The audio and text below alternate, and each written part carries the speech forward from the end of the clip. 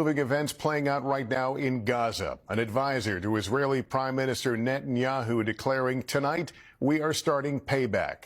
At this moment, all communications from the embattled Hamas-run territory appear to have gone dark. Gaza itself lit up by explosions under sustained bombardment, airstrikes, tank, artillery, and machine gun fire heard by our team on the Israeli side of the border.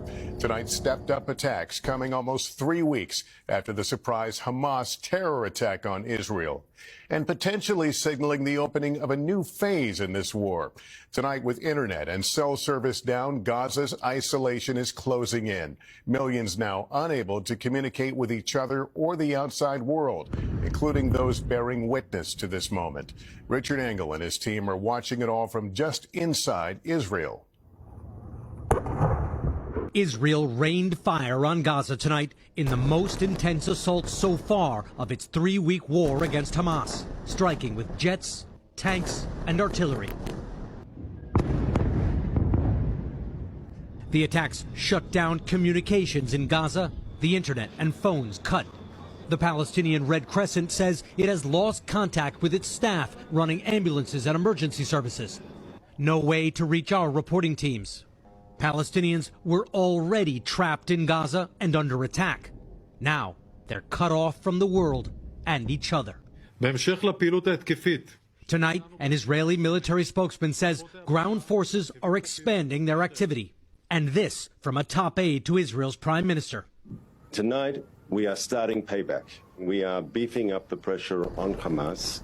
We're hitting them hard. We'll be hitting them harder. Israel says it's targeting Hamas tunnels, claiming they also run under Gaza's largest hospital, describing it as a command center.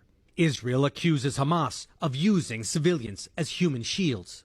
The United Nations has said there is no safe place for them to go. Earlier, Israel stormed into Gaza in at least 2 brief incursions, with tanks and troops pushing in from the east and another naval assault from the Mediterranean Sea. Hamas has still been able to launch rockets at Israel, but only a few.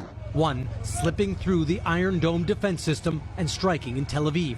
Hamas issued a threat that if Prime Minister Netanyahu decides to enter Gaza, quote, by land tonight, the resistance is ready, and soldiers will be swallowed up by the land of Gaza.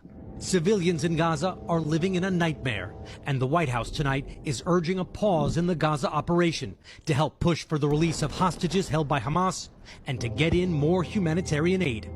And Richard, as we look at the blackness over your shoulder of where Gaza lies, I keep thinking about the hostages, the Israelis, some foreigners, including Americans. Is there any progress in negotiations?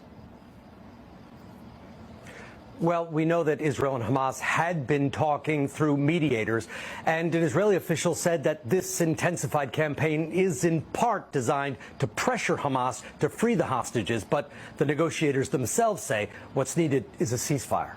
Thanks for